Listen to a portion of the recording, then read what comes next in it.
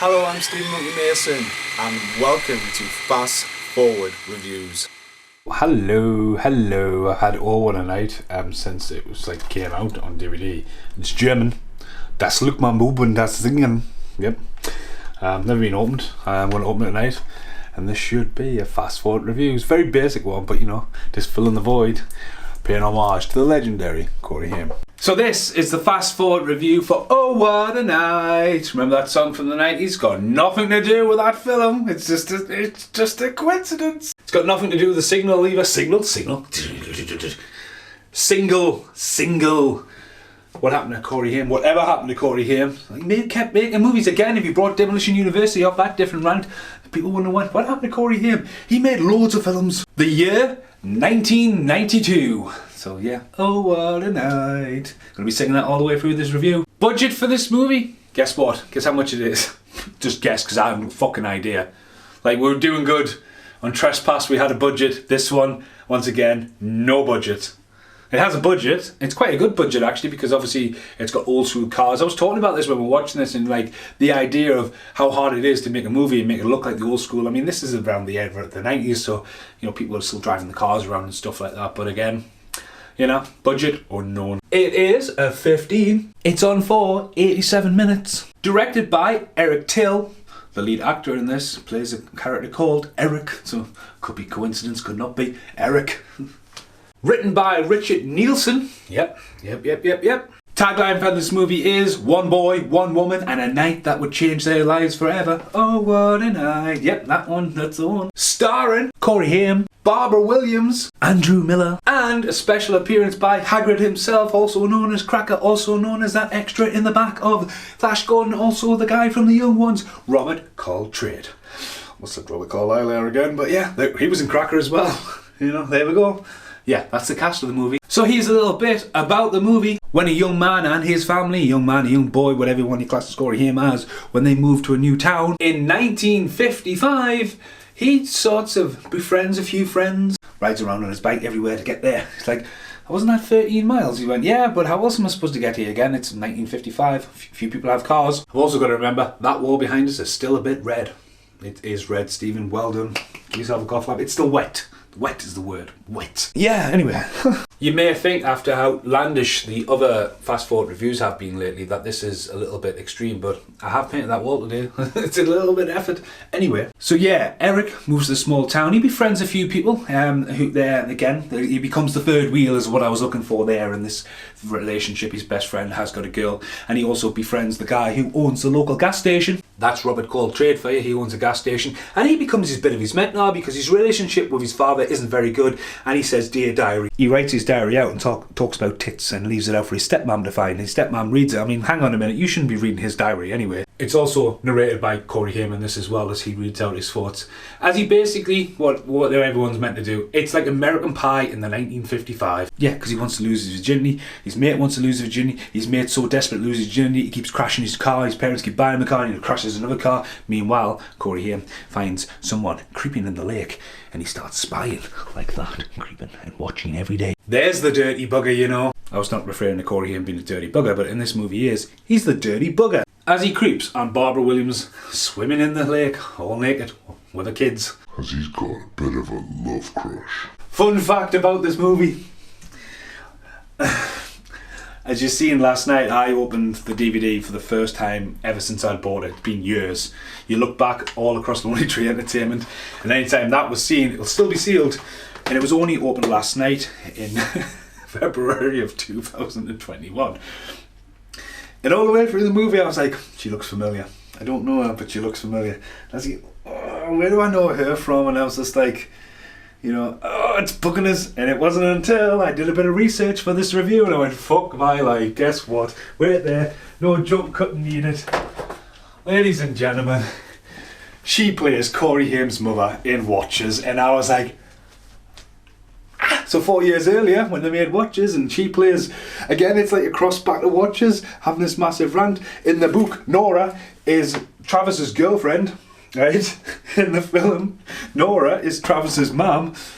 A couple of years later, now Travis is going out with his mum. So I was like, and there's a sex scene. I was like, So here's what I think about the movie. Back in the day of discovering Corey Haim movies for the first time, when you would walk into a local video shop and you would have the likes of Fast Getaway, Fast Getaway 2, Prayer Over the Roller Boys, couldn't find watches or Dream Machine, Scuba School, Blown Away. They were the ones that were available, and then one day you discover, oh what a night. Yeah, so like you couldn't normally go to the camera and go, have you got any Corey Haim films in? Because it was on a Commodore 64, didn't do word search, and you just saw, I mean, his faces hardly there. Corey Haim's name across the top. I was going, oh, I'll watch that. That's Corey Haim. Can I buy that, please? Yes, you can. And to be honest with you, it's never been one of them ones where I was like, right, you know, the one to watch, you know. He's basically much watching a girl. And he's just like, yeah, again, it's been sitting on the shelf. Not proves the go-to one. And that's what makes this interesting to me personally, to do a fast forward reviews for it. Because this movie packs an awesome soundtrack and is scored really well, even though it's chopped down the sides, because I mean, that's probably because it's a German import. But they're scored really well, has great music cues. Take out the papers and your trash, you know what I mean? You're instantly thinking of Great Outdoors when that happens. But again, music cues all the way through the movie. Corey Haim doesn't dial it in. He generally, like, again, Double O Kid. It was Double O Kid in this. And this, it's almost like looking back at Red Dwarf when Rimmer could have gone one way to become Ace or just be Rimmer. Do you know what I mean? And like that was the moment. Double O Kid was the wrong choice. He doesn't look like a 16-year-old kid who's going to be James Bond. This is the kind of role he should have followed in. It's just a shame he didn't go down that butterfly effect of a road. There is some seriously beautiful footage in this, and I'm just going to say this out loud. Corey Haim has never looked as good in a movie when it comes to somebody you would pin up and put on your wall at this point. He looks stunning in this. Even Britt said it when she was watching it. He looks the best he ever had. And he looks ripped as well, obviously when he's like swimming in the water and stuff like that. There's a bit where I don't know what's going on. There's like a girl sits on his lap and he's just like, get her off us. And then he jumps in the water and then it looks like he's lost his pants. And you can't say you've lost your pants, you can see he's still wearing them. Then that bit there gets a little bit, what's going on? But yeah, that's what I'm going to say about that. No, but on a serious note, he looks really good in it, and it's a shame that the VHS they brought out didn't really put him on the front cover like that, sorry. Natural light over there, halogen light there, we go. But yeah, there's a barn scene later on. Again, the fucking barn. You know where Watches starts when he's hiding in the barn. So there's this barn scene, so Corey Haim's back in the barn, kissing a girl. We've seen that in Watches, but this time he's kissing his mum, who's not his mum. And it's got like, it looks stunning. It really, this bit, honestly, I was like, that's visually stunning. You've got like this blue neon effect coming through, and they've got all like the trips and like all the barn and just the smoke coming through. And it's a sex scene, you know what I mean? And it's like, it looks stunning. And like him and her together, it's imagery, it's beautiful. There is a few, like, it's almost like it's been nailed at like a light-hearted comedy kind of thing. But some of the shots, especially when it pans right around, and you've just got him, I can't lean on this wall, remember, it's painted, not red. He's just sitting there and he's just staring. And the look, the trance he's in, this film could literally have gone that other way. I mean, it's called Oh What a Night, so you kind of think, yeah, it's going to be peaceful, it's not going to turn into a mass murderer. But you can kind of see there him being able to really channel, like, you know, he's fucking class in it. You know what I mean? It's one of his best performances on a film that may get forgotten. That's why I decided it's got to have a fast forward review. But on a spoiler note, after, like, you know, his mate's a comedy nightmare, he's having no luck. He either crashes his car, he gets his car stuck. His lass is like, let's put me knickers on the review mirror. And he's like, get in. She's just like, no, I didn't want you to tear them. And you think, oh, this guy's got no luck. But again, showing you the time of what you would do at that age in 1955. And it's kind of, you know, him, the idea of going after the older girl, and the Ferris, it goes to all the parks and that, then the fact that she's got kids, and the fact that she's also got a husband, who's also a chicken catcher, and the husband's like, nah, stay away from her, and he's like, nah, and it seems to all climax to one point, and he pulls up his pants, and he basically says to her, I'll never forget you, and just walks off.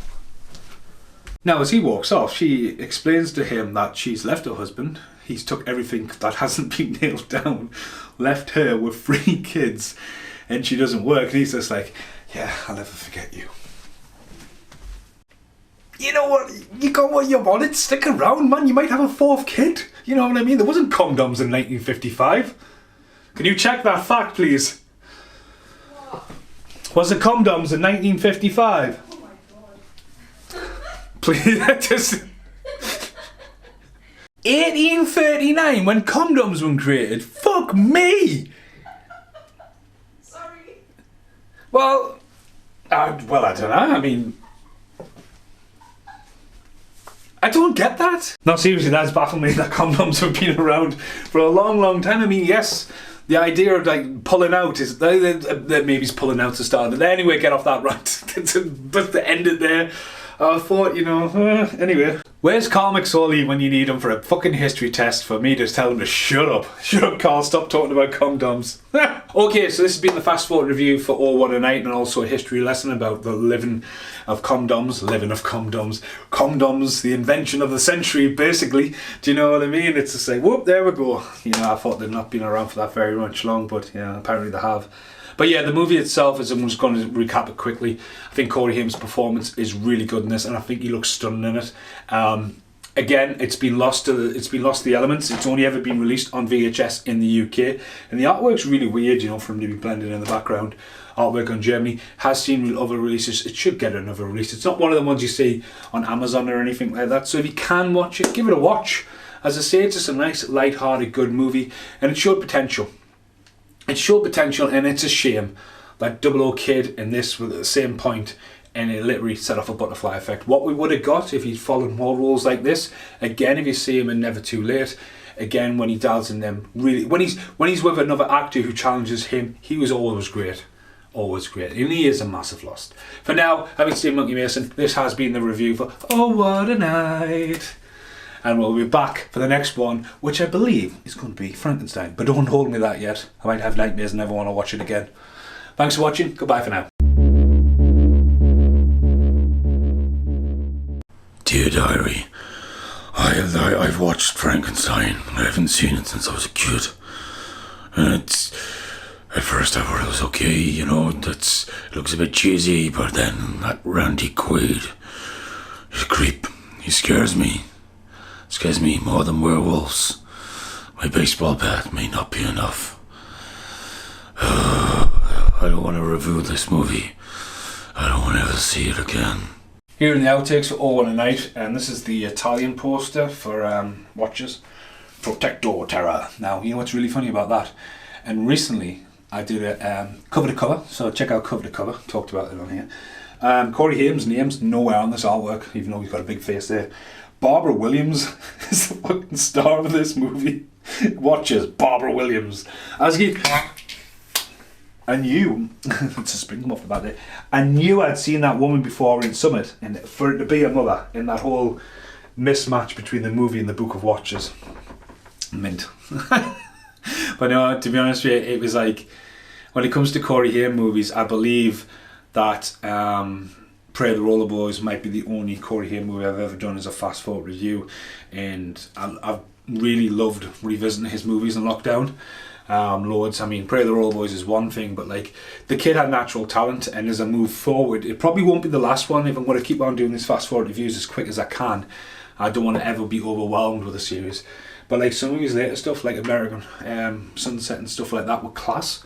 You know what I mean? But again, if it's not available, people are going to see it, and that's the problem with digital. When digital kicks in and you can't physically get something, and I can't go, here, watch that, hold it. You know, me talking about JPEGs in my hand and stuff like that. You know what I mean? There's a place and time, the discovery, and again, telling you about the discovery of that movie in my own personal life, about how it wasn't with the actions and all that, and you'd be browsing the movies, and then here you see, is that Corey Haim? Sort of like very, very vaguely, how fade does he want to be? But yeah, that's been a fast forward review for All One a Night. Thanks for watching. Goodbye for now.